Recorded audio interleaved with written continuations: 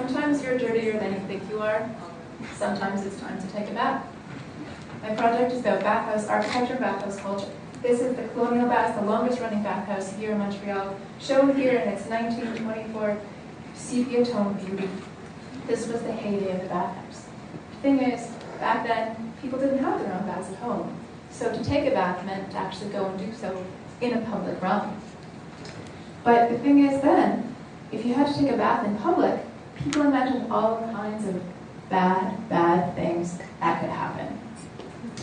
You know, and one newspaper article that came out in Toronto when the Harrison Baths first opened was headlined, "There's no excuse for being dirty now." But the thing is, it seemed like a trip to the bathhouse meant that you might actually get dirtier. And I'm not just also, you know, here you have a beautiful picture. Sorry, I'm going a lot faster than I thought I was going to. But here you have an awesome picture, right, from the McCord Museum of a guy like sitting in his own bathtub. But when you went to the public bathhouse, you were going to be mingling with other people, and you might be seeing other people naked. This isn't just the case in the gay bathhouse. Back in the early 20th century, people imagined all kinds, a myriad of ways of indecent behavior at the baths. In fact, the very idea of getting clean seemed to invent the possibility of fantasizing all the ways you can get dirty. Of course, there's a long multi-ethnic tradition and class tradition of going to the bathhouse. But what I like about these pictures is that these are both from like contemporary visual culture examples, but they show the bathhouse as a thing of the past. Bathhouse is full of nostalgia. Bathhouse is decay. Speaking of decay, it was the whole point of making people clean that led to the ruin of the bathhouse. This is the Turner's Baths in Toronto Island, led by the widow, Mrs. Turner. The thing is, the city thought she wasn't running it properly, so they decided she had to build all these individual compartments of change rooms.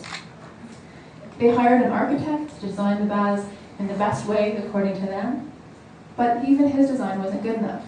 So little, non-important city officials went out to the island and made their own little drawings like these ones. It made an opportunity for people who weren't professionals at all to engage in these practices of individualization and partitioning. What's the best way to separate people? Separate them by gender. The bathhouse, just like early 20th century schoolhouses, had separate doors for men and for women. On this one, the ladies' door is closed. On the right-hand side, gentlemen's door is open. This is late 19th century arcade baths in New York City. The thing is, there are specific times when men and women could go, so really the two doors was redundant. Ladies, you don't usually go to the bathhouse with your mom or with your auntie. These days, you go to the spa for a manicure, right? But there was a special at the Colonial Baths, a day for the ladies, which closed in 2000 because of the lack of interest. So ladies, go to the bathhouse, take your children. So my project is about this whole early 20th century emphasis to oversee the bathhouse and to make sure people in the bathhouse didn't see one another. But in this photograph of the Ambassador Baths, what's so cool is that the people in the bathhouse deign to look back. They're completely indifferent to the photographer who's there. They don't care. As well, here you see the 1927 Ben, now changed into a museum. You can see the plunge bath there on the right-hand side. This invites looking into the bathhouse. No more do you see the whole design emphasis on looking away. Except for the thing is, you kind of lose all that gorgeousness of privacy. Sometimes baths weren't made for cleanliness at all. They were made so that people couldn't accidentally see the nakedness of other people swimming. Floating bathhouses, the best in case you might see people outside of their bathing costume or inside of their bathing costume. The worst thing about the possibility of swimming were the naked boys. Let me read you this column, 1877 New York Times.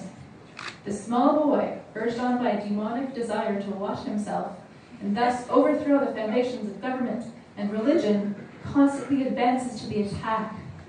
No system of morality can survive the occasional sight of a small, naked boy. Sometimes it wasn't the people in the bathhouses who were bad, it was the bathhouses themselves.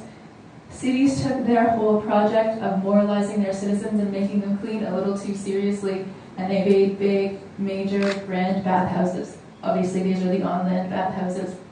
Here are the Maison de Baths, huge Grecian sculptures. The most beautiful thing about the bathhouse, I think, are the plunges. On the left-hand side, you have the YMCA, but I love the picture on the right hand especially. You have all that aesthetic of the baths. There's no water, no one can get in trouble, no swimming, no playing around. This has carried over into today. This is the Venice Spa. And the thing is, there's no people in this picture again. You want to get into that water at the bottom, but also you don't want to destroy it. What was really special about the baths too was that to organize and design these plunges was a feat of engineering, especially if you imagine 100 years ago.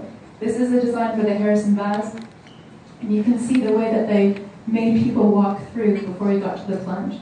You entered on the left, then you went through a whole series of teeny tiny little change rooms, making sure you're all separated out before you got into the plunge bath. Commissioner Harrison said, a man with a clean and healthy body is a man with a clean and healthy mind.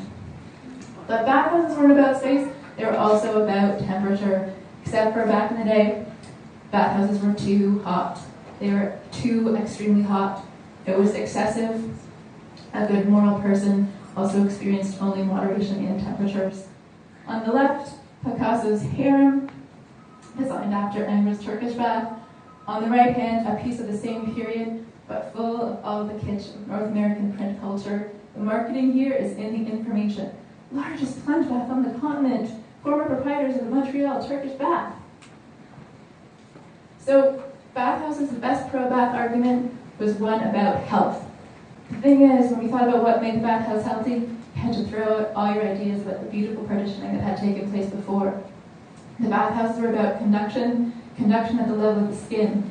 You're supposed to transfer the heat, the elements, the water, inside and out. You're supposed to share with others.